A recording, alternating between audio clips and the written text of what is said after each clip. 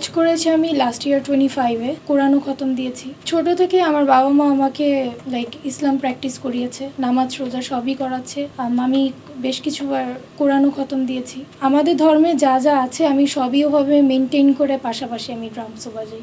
বাবা আমাকে গিটার শেখায়, তারপর ভায়োলিন শেখায়। তো তার মাঝখানে ড্রামস জিনিসটা আমার পছন্দ ছিল। বাবাকে বলিনি যে আমি এটা শিখতে চাই, জাস্ট বাবাকে এটা জানিয়েছি যে ড্রামসটা আমার ভালোই লাগে। পরে বাবা হঠাৎ একদিন ছাদে এই রুমটাতেই ড্রামস কিনে এনে আমাকে বললো যে ছাদে যাও, তোমার জন্য একটা সারপ্রাইজ আছে। পরে আমি ছাদে এসে দেখি আমার ছাদে রুমে ড্রাম। তারপর বাবা এই রুমটাকে পার্সোনাল একটা প্র্যাকটিস প্যাড বানায় দেয় আমার। তো এইভাবেই করেই আমার বাবার থ্রুতেই আমি মিউজিক লাইনে ঢুকি। জীবন অবাক না করলে কে করবে? 28% মিল্ক ফ্যাটের অবাক করার সাথে ফ্রেশ মিল্ক পাউডার। জীবন অবাক করুক প্রতিদিন। আমি ড্যান্সও একদম ছোট থেকেই করতাম। হজের আগ পর্যন্ত আমি ড্যান্সও করেছি। আর এখন তেমন একটা করি না কোনো কিছু, বাট ড্রামস টুকটাক একটু বাজাই। হজ করেছি আমি লাস্ট ইয়ার 25-এ। হজের পরেই আমি পর্দাটা স্টার্ট করি। যারা পজিটিভ কমেন্ট করছে আমি তাদেরটাই বেশি দেখছি।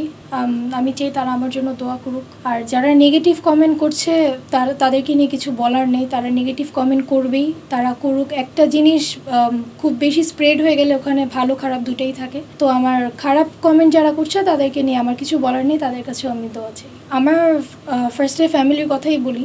আমার ফ্যামিলির সাপোর্ট একদম শুরু থেকেই ছিল।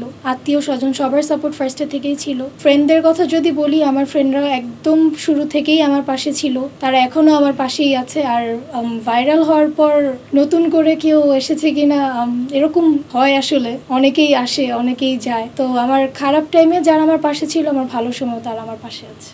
এই জিনিসটা আমি ফার্স্ট টাইম এক্সপিরিয়েন্স করছি। সব মিলায় এগুলা ভালো লাগছে, যেহেতু ফার্স্ট টাইম এগুলো আমার সাথে হচ্ছে। তো বিরক্ত হচ্ছি না। আমি ও লেভেলসের স্টুডেন্ট, আমি একাডেমিয়াতে পড়ছি। পড়াশোনার পাশাপাশি এগুলো আমি সব কিছু টুকটাক প্র্যাকটিস করি। তো সব কিছু একটা রুটিনের মধ্যে থাকলে আসলে কোনো কিছুর প্রবলেম হয় না। আমি ফুটবল খেলতাম। তো ফুটবল আর ব্যাডমিন্টন খেলার মাঝখানে আমার একটা অ্যাক্সিডেন্ট হয়, আমার হাতের লিগামেন্ট ছিঁড়ে যায়। তো তারপরে ফুটবল আর ব্যাডমিন্টন আমার আর কন্টিনিউ করা হয়নি। ভাইরাল হওয়াতে আমি খুশি হয়েছি, বাট আমি আর এটা আমার টার্গেট ছিল না যে আমি ভাইরাল হবই। এটা আনএক্সপেক্টেড।